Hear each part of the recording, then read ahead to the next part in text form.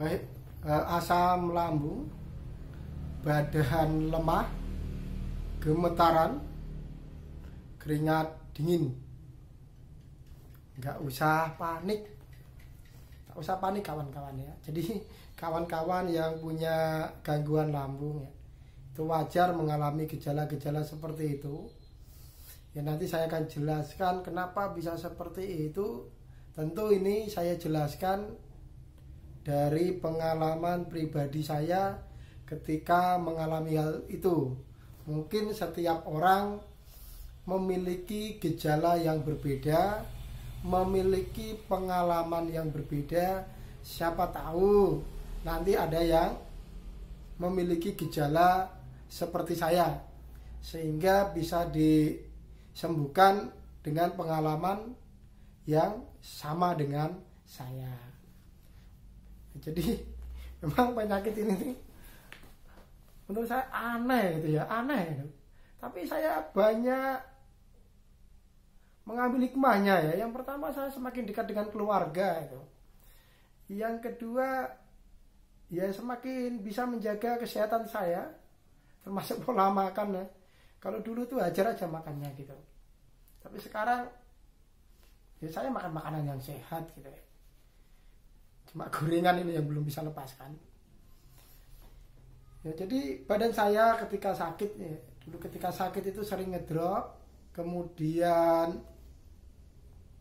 mudah capek, keluar keringat dingin, kemudian apalagi tangan saya ini ya terasa kesemutan, terutama di tangan kiri.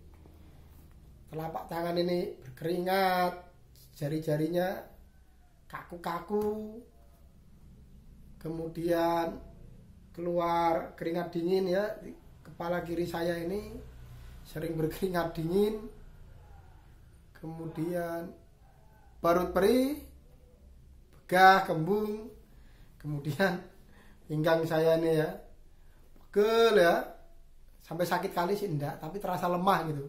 Pinggang saya terasa lemah. Kemudian pinggul saya itu ngilu-ngilu. Otot lutut itu, kaki kiri saya ya, sebelah kiri itu ya ngilu. Pergelangan kaki saya juga ngilu. Kemudian telapak kaki saya itu ya gemetar terus itu. Kadang sampai 4 hari baru berkurang gitu. Kadang ya sampai seminggu gitu. Ya, sehingga saya takut ya. Takut gitu. Kemudian saya cekkan ke dokter spesialis dalam. Saya suruh cek organ tubuh saya di USG, kemudian saya cek darah. Dibilangnya saya kena asam lambung. Awalnya kan saya nggak tahu. Ya dibilangnya kena asam lambung ya. Saya minum obatnya. Setelah minum obat ya sembuh. Kemudian kok kambuh lagi gitu ya.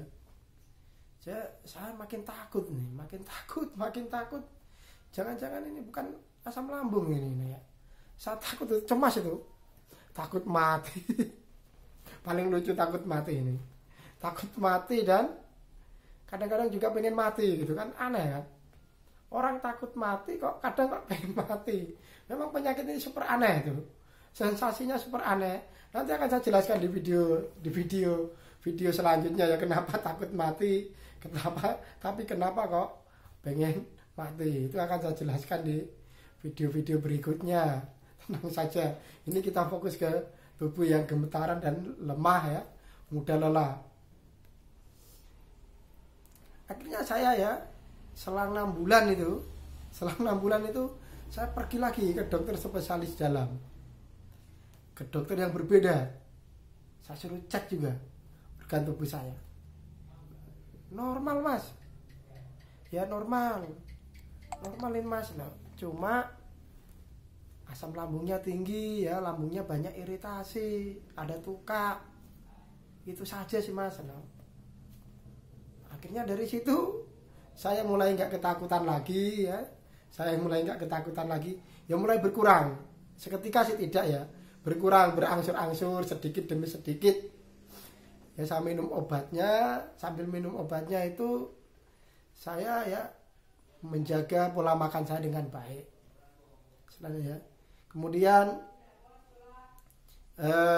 sejak itulah bulan November 2020 itu berangsur-angsur membaik ya, sampai sekarang ini di tanggal 26 Februari 2021 ya, sudah luar biasa lah, perkembangannya sangat pesat gitu. Jadi kawan-kawan ya gak perlu takut. Ternyata ya setelah saya merasa tenang ya, karena dari 2 dokter yang berbeda ini mengatakan cuma sakit lambung, perasaan takut saya udah mulai berkurang, perasaan cemas saya sudah mulai berkurang. Akhirnya ya hidup saya lebih bergairah, tenaga saya itu mulai kuat, stamina saya mulai stabil, muka saya mulai nggak pucat lagi. Jadi itu yang menyebabkan badan saya ngedrop, mudah cemas, kemudian gemetaran ya. Nah itu ya, jadi ternyata perasaan cemas inilah yang menyebabkan badan kita mulai ngedrop, gemetaran, mudah lelah.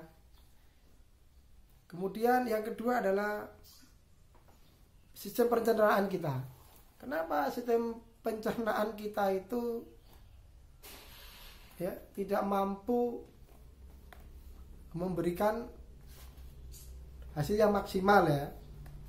Karena gini, orang yang memiliki penyakit gangguan lambung itu, apapun yang kita makan ya, yang kita makan udah masuk ke perut itu tidak bisa dicerna dengan baik oleh tubuh, tidak mampu dicerna dengan baik oleh organ perut, sehingga kita tidak bisa menyerap nutrisi secara maksimal. Ya karena nutrisi nggak bisa kita serap secara maksimal, maka ya tubuh kita mudah lelah, mudah capek, gemetaran, mikir yang berat aja itu ngedrop gitu. Yaitu, nah apa buktinya kalau makanan-makanan yang kita makan ini tidak bisa dicerna oleh tubuh ya? Orang yang memiliki penyakit gangguan lambung, baik itu emah, kemudian GERD, kemudian tukak lambung atau iritasi pada lambung, apalagi disertai perasaan cemas dan psikomatis ya, maka BAB-nya ya itu pasti encer. Ya sering encer, kemudian berlendir, kadang berbusa gitu. Itu saya alami ya, kadang 1 bulan seperti itu, makanya tubuh saya gemetaran gitu, kadang nggak bertenaga, karena saluran cerna ini lagi terganggu. Kemudian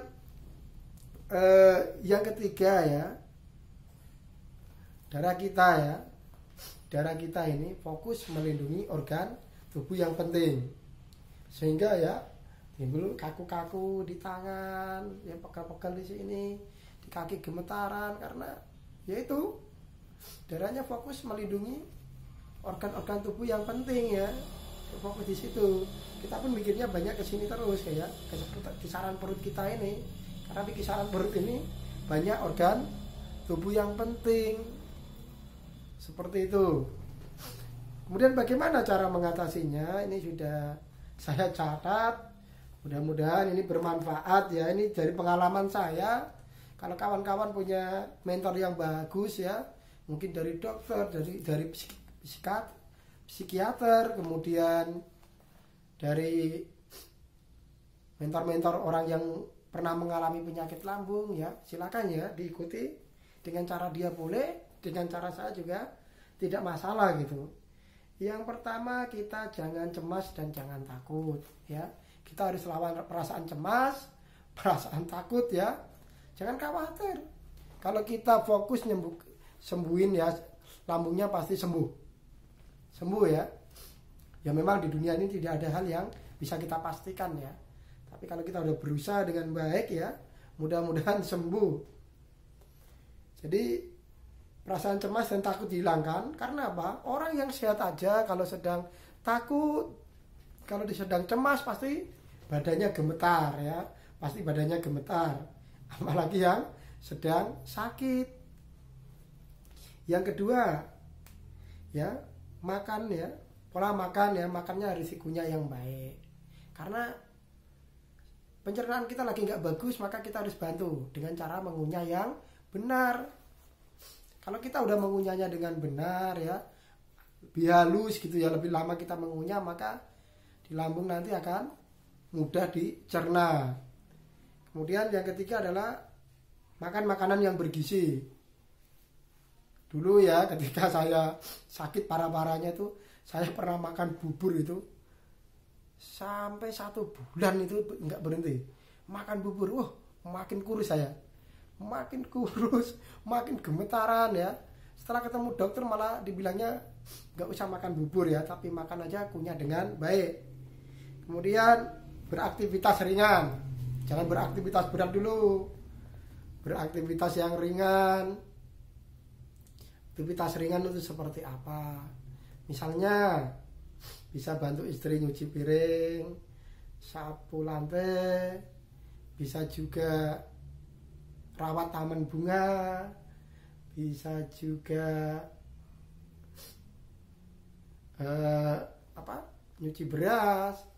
Aktivitas-aktivitas di rumah lah yang ringan-ringan bisa dikerjakan, itu dikerjakan aja. Kapan lagi kalian bantu istri kalian ya kalau sebagai laki-laki ya. Kalau perempuan ya tetap aktivitas di dapur seperti biasa aja. Kemudian olahraga ringan. Ya cukup jalan kaki, ya muter perumahan itu sampai dapat 1 kilo, 2 kilo atau 3 kilo gitu ya. 1 kilo, kalau nggak mampu ya jangan dipaksakan ya. Yang ringan-ringan dulu. Kemudian berjemur ya. Berjemur di bawah terik matahari gitu ya. Biar kita mendapat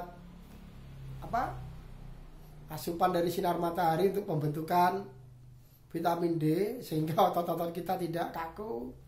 Dan dengan olahraga, beraktivitas, berjemur, diharapkan sirkulasi darah kita menjadi lancar. Kemudian sering bergaul, jangan menyendiri. Kalau menyendiri nanti mudah melamun, akhirnya timbul kecemasan, kepanikan. Ya, bergaul dengan siapa ya? Dengan keluarga juga bisa. Kalau punya pasangan hidup, punya istri atau suami ya, ngobrol dengan suami atau istrinya. Kalau suami atau istrinya nggak nyaman diajak ngobrol, ya ngobrol dengan kawannya, ngobrol dengan anaknya, kan seperti itu. Sehingga kita akan lebih mudah melupakan penyakit ini. Kemudian ini yang paling penting, tumbuhkan jiwa semangat. Ya, tumbuhkan jiwa semangat. Lawan perasaan takut itu. Wah, saya mau bepergian. Jangan-jangan nanti saya sakit di jalan, jangan-jangan kambuh di jalan, jangan-jangan pingsan di jalan. Tidak. Ya, tidak. Banyak yang mengalami seperti itu tapi tidak pernah kejadian. Ya, pingsan di jalan gara-gara asam lambung ini. Ya mungkin kalian sudah pernah mendengar beritanya, tapi saya belum pernah mendengar beritanya yang sampai pingsan di jalan gara-gara asam lambung. Enggak ya, jadi itu hanya pikiran kita yang ketakutan. Jadi kawan-kawan gak usah takut ya, dilawan itu. Dan yang terakhir, jika diperlukan ya pergilah ke dokter, minta obatnya. Kalau bisa ya ke dokter spesialis dalam, karena mereka ahlinya. Kalau masalah-masalah organ dalam itu mereka ahlinya. Ya sekali kita ke dokter, nanti kita foto obatnya, kita catat resepnya, sehingga besok kalau kambuh lagi, parah lagi, kita tinggal beli obatnya saja. Dan jangan lupa ketika minum obat dari dokter, imbangi dengan pola makan yang baik. Meskipun obatnya itu habis kita minum 1 minggu, tapi pola makan kita yang baik ini tetap kita jaga ya, sampai 1 bulan, mungkin 2 bulan atau 3 bulan sampai betul-betul sembuh. Nanti baru bisa beraktivitas normal ya. Jadi lebih baik menahan makan 1 bulan atau 2 bulan daripada bertahun-tahun penyakitnya tidak sembuh. Itu saja ya kawan-kawan, sudah saya jelaskan. Terima kasih ya. Jangan takut. Ya jangan takut ya. Saya doakan semoga semua diberi kesehatan yang baik, kebahagiaan dan umur panjang. Selamat beraktivitas.